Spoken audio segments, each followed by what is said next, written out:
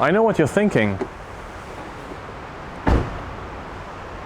Another EV?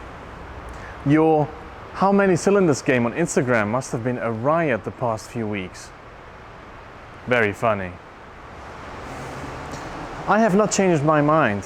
This is not going to turn into an EV channel.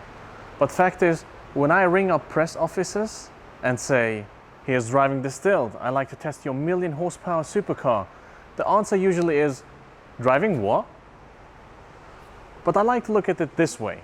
This is the last chance for manufacturers to get in their cars before this channel blows up and I start reviewing yachts and private jets.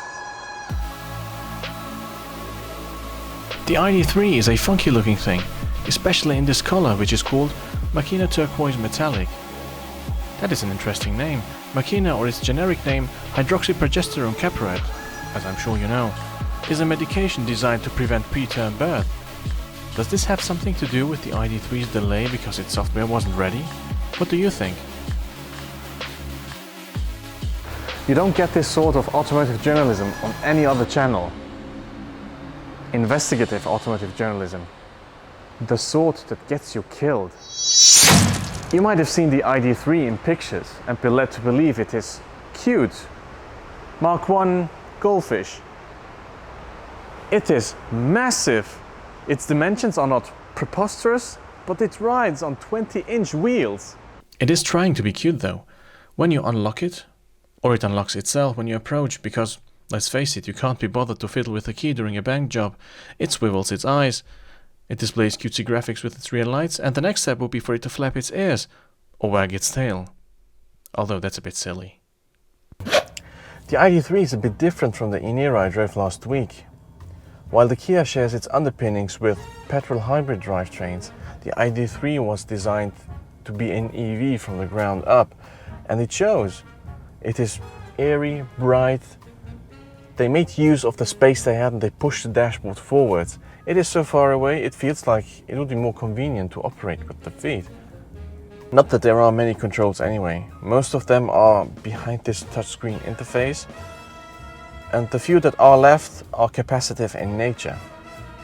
I am sure by now every journalist has had a go at them, but I tend to agree. It's a bit of a faff. The Cupra Formentor that I drove a few weeks ago had real physical buttons and they were much more satisfying to use. The seats are fabric, maybe even pesticide free to go with your organically grown linen underwear. They are heated, they massage your back, and yet they don't feel like quality items. And that's before you look at those armrests that look like they've been nicked from old hospital beds. This is a thick steering wheel. Upside is, it feels a bit more connected than in the e-Niro, but it's nothing like you are sitting in the wheel arches. So how does it drive then? Well, the ID3 is technically rear-wheel drive. Eco tires do not provide a lot of grip. So you see where I'm going. So watch me drift this. No, actually no, I'm not going to drift it. But it would be a suitable candidate, I think, for a drift day. Why not? Provided you can turn the traction control off, which I'm not sure you can. Well, how does the car ride? The ride is a bit jiggly, which I think I said when I pointed out that the car is running on 20-inch wheels. And then eco tires too. The ride is firm, the steering is sharp, and it is nippy enough. I like driving the ID3. Even though I am not the sort of person who bangs on about interior quality and materials, for me it's just the seats that are a bit of a letdown. Yet I wonder if most of these cars will maybe end up as easy to wipe down company cars.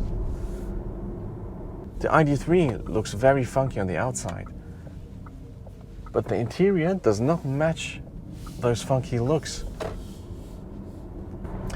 It almost feels like the ID3 has been designed to be an advertising board for the upcoming cars, or in general for the ID range.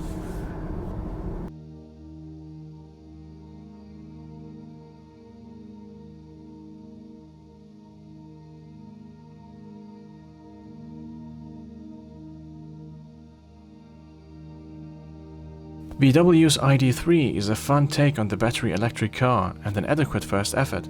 It looks futuristic and cute at the same time. The engineers have made use of the electric platform and produced a bright and roomy cabin. It is even fun to drive. However, there are issues, and interestingly enough, not all of them are due to this being an EV. First of all is the user interface. They have copied things from other car makers they needn't have. There is nothing wrong with physical buttons. Well, except that they're more expensive. And secondly, 53,000 Swiss francs for this first edition, but also 32,000 for the base model, aren't exactly a bargain, even if you don't see the world through petrol-tinted sunglasses. I hope they'll sort out these few issues, even though I wouldn't hold my breath. But good first album. Let's see how the second one will turn out.